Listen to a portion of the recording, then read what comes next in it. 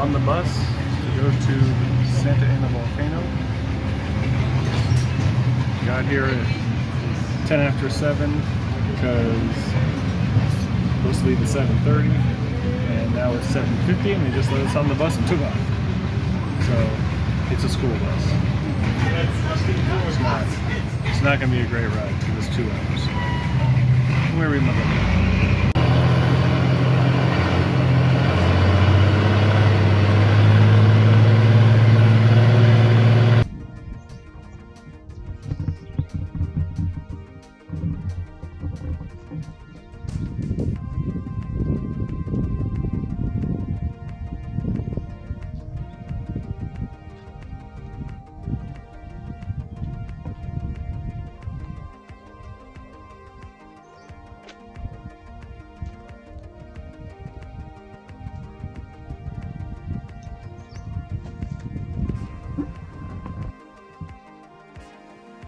Just got stopped at the entrance, get to the volcano.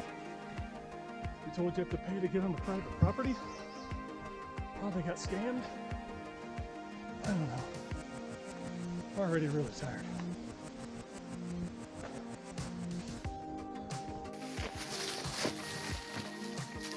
We're like an hour in. My neck's killing me because I'm staring at the ground the whole time because it's like, just, where is it? Just do this. That's the path. That ankle destroying rocks, that's the path. So, it's beautiful and everything. I'm loving this. I'm so tired. Temperature's dropping the higher we go up though, so that's good. But, it's me, Jason, and about 4 or 5 other people in our little group. Just making our way up the mountain. And stuff like that. I don't know what that is. Bet our guide could tell us if, you know, he spoke English.